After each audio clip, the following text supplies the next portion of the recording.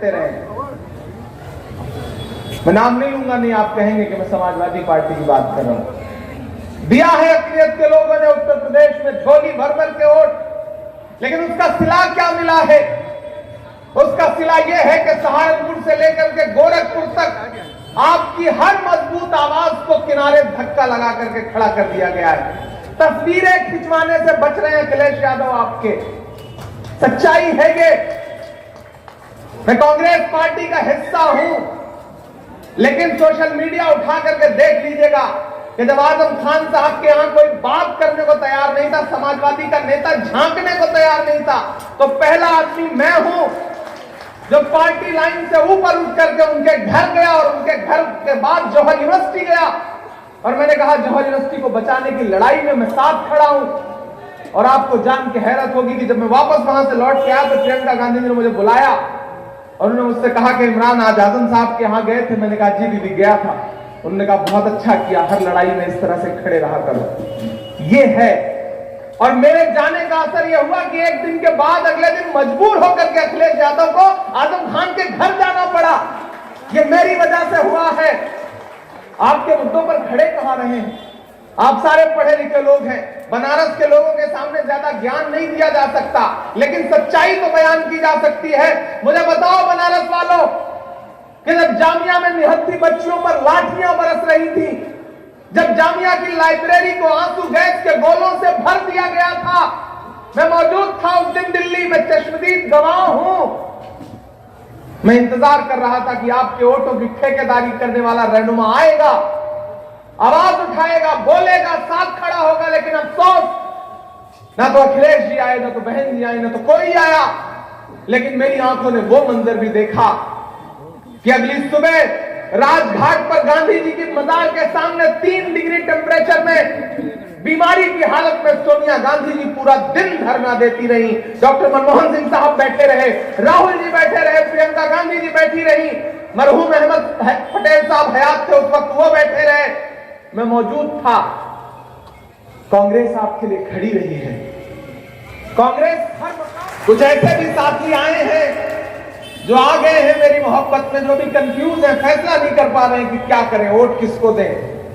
मैं उनसे भी गुजारिश कर रहा हूं कि मेरे भाई जब आज की रात घर जाइएगा और दिल पे हाथ रख करके खुद से सवाल करिएगा कि कोई आपके बीच में आ रहा है हिंदू बन के वोट मांग रहा है, कोई आ रहा है मुसलमान बन के वोट मांग रहा है, लेकिन राजेश मिश्रा जब भी आपके बीच में आते हैं तो इंसान बन के वोट मांगते हैं, इंसानियत की बात करते हैं। तो इस चुनाव में प्रियंका जी के संघर्ष को जहन में रखिए और इन फासिस्ट ताकतों को बताइए कि मत समझना डराने से डर जाएंगे, अब के सारी हदों से गुजर जाएंगे। मत समझना डराने से डर जाएंगे, अब के सारी हदों से गुजर जाएंगे।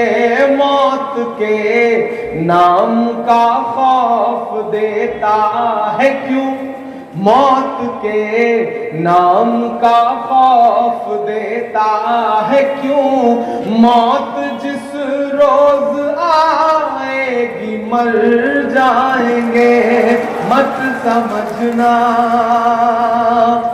कि हिंद के नौजवानों के दुश्मन हो तुम।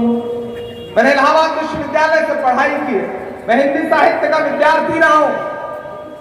मालती बाग वालों, उसी इलाहाबाद में अभी पिछले दिनों बच्चों का कसूर क्या था, सिर्फ नौकरी मांग रहे थे। हॉस्टल के दरवाजों को पुलिस ने बंदूक की बटों से तोड़ के उनकी पिटाई की है। उन बच्चों का कसूर क्या था? वो नौकरी मांग रहे थे चौकीदार साहब से। बदले में क्या मिला? पुलिस की लाठियां। तब एक शायर बोल रहा है कि हिंद के नौजवानों के दुश्मन हो तुम, आरती और अजानों के दुश्मन हो तुम, आरती और अजानों के दुश्मन हो तुम। पहले तो हिंदू मुस्लिम के दुश्मन थे, पर आजकल तो किसानों के दुश्मन हो तुम। 4 महीने पहले मैंने कहा था ये मिसरे, और इस चुनाव में भी सच्चे साबित कर देना कि अन्नदाता से उलझे हैं इस बार ये, अन्नदाता से उलझे हैं इस बार ये, मोदिया शाह हो सब सुधर जाएंगे, मत समझना डराने से डर जाएंगे, अब के सारी हदों से गुजर जाएंगे। मैं भारत रत्न उस्ताद बिस्मिल्लाह खान के शहर में खड़ा हूं, मैं कबीर के शहर में खड़ा हूं, मैं नजीर के शहर में खड़ा हूं।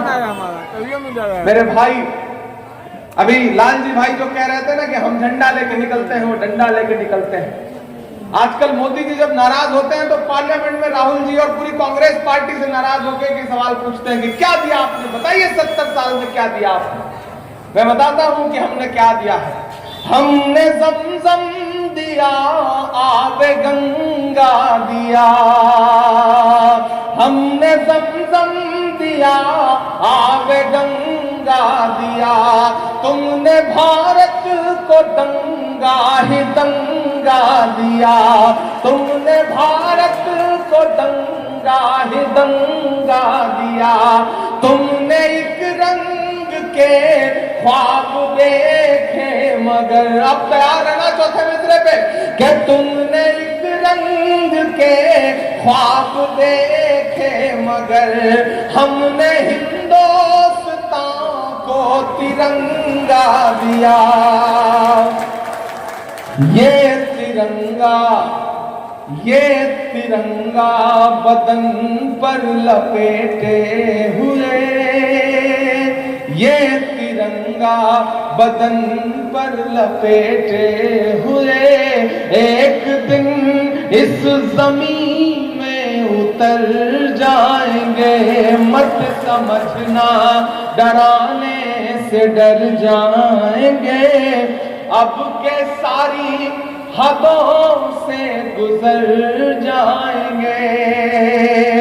मालती बाग वालों, मदनपुरा वालों, ये सच है कि शायरों की आवाज रोकी नहीं जा सकती, लेकिन हमें भी ये पता है कि भारतीय जनता पार्टी के जिम्मेदार नेता भले ही गैर जिम्मेदारी के साथ चुनाव आयोग की आदर्श आचार संहिता का पालन ना करें, लेकिन हम कांग्रेसी लोग हैं, हमने इस देश को एक खूबसूरत समाज बनाया है, तो हमारा फर्ज है कि हम उसका पालन भी करें।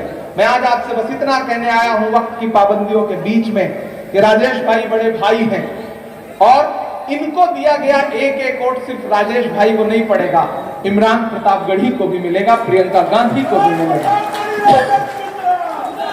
मैं चाहता हूं कि पीछे तक एक एक हाथ उठा करके राजेश भाई को यह एहसास दिला दीजिए कि आप इनके साथ हैं।